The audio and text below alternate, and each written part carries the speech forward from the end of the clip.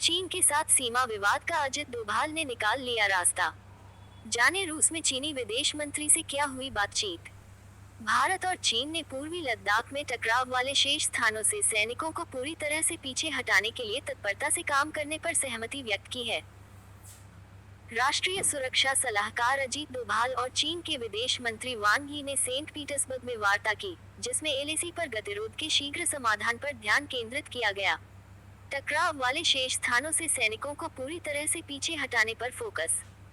द्विपक्षीय संबंधों के लिए सीमावर्ती क्षेत्रों में शांति, लैग के सम्मान पर जोर।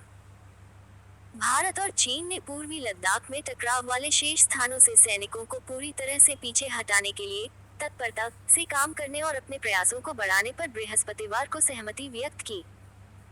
राष्ट्रीय सुरक्षा सलाहकार एनएसए अजीत डोभाल ने सेंट पीटर्सबर्ग में चीन के विदेश मंत्री वांग यी के साथ वार्ता की। इस दौरान वास्तविक नियंत्रण रेखा एलएसी पर लंबे समय से जारी गतिरोध के शीघ्र समाधान पर ध्यान केंद्रित किया गया। सेंट पीटर्सबर्ग में मिले चीनी विदेश मंत्री। विदेश मंत्रालय के अनुसार डोभाल ने वांग को बताया कि सीमावर्ती क्षेत्रों में शांति और एलएसी का सम्मान द्विपक्षीय संबंधों में सामान्य स्थिति बनाने के लिए जरूरी है। डोभाल और वांग के बीच हुई बैठक रूसी शहर सेंट पीटर्सबर्ग में ब्रिक्स देशों के राष्ट्रीय सुरक्षा सलाहकारों के सम्मेलन के इत्र हुई।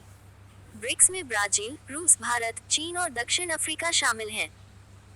विदेश मंत्रालय ने कहा कि बैठक में दोनों पक्षों को वास्तविक नियंत्रण रेखा पर शेष मुद्दों का शीघ्र समाधान खोजने की दिशा में हाल के प्रयासों की समीक्षा करने का मौका मिला। सैनिकों को पीछे हटाने पर सहमति। इसने एक बयान में कहा कि दोनों पक्षों ने तत्परता से काम करने और टकराव वाले शेष स्थानों से सैनिकों को पूरी तरह से पीछे हटाने के लिए अपने प्रयासों को बढ़ाने पर सहमति व्यक्त की। विदेश मंत्रालय ने कहा कि दोनों पक्षों को दोनों सरकारों द्वारा अतीत में किए गए प्रासंगिक द्विपक्षीय समझौतों और प्रोटोकॉल का पूरी तरह पालन करना चाहिए। मंत्रालय ने कहा कि दोनों पक्ष इस बात पर सहमत हुए कि भारत और चीन के बीच द्विपक्षीय संबंध न केवल दोनों देशों के लिए बल्कि क्षेत्र और विश्व के लिए भी महत्वपूर्ण है। इसने कहा कि दोनों पक्षों ने वैश्विक और क्षेत्रीय स्थिति पर भी विचारों का आदान प्रदान किया। डोभाल और वांग के बीच ये बैठक भारत और चीन के बीच कूटनीतिक वार्ता के 2 सप्ताह बाद हुई है। उस दौरान दोनों पक्ष लंबित मुद्दों का समाधान खोजने के लिए कूटनीतिक और सैन्य माध्यमों से संपर्क बढ़ाने पर सहमत हुए थे। भारत और चीन की सेनाओं के बीच मई 2020 से गतिरोध जारी है और सीमा विवाद का पूर्ण समाधान अभी तक नहीं हो पाया है। हालांकि दोनों पक्ष टकराव वाले कई बिंदुओं से पीछे हट गए हैं। जून 2020 में गलवान घाटी में हुई भीषण झड़प के बाद दोनों देशों के बीच संबंधों में तनाव पैदा हो गया था।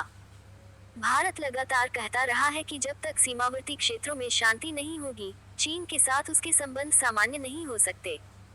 गतिरोध का समाधान निकालने के लिए दोनों पक्षों के बीच अब तक कोर कमांडर स्तर की 21 दौर की वार्ता हो चुकी है।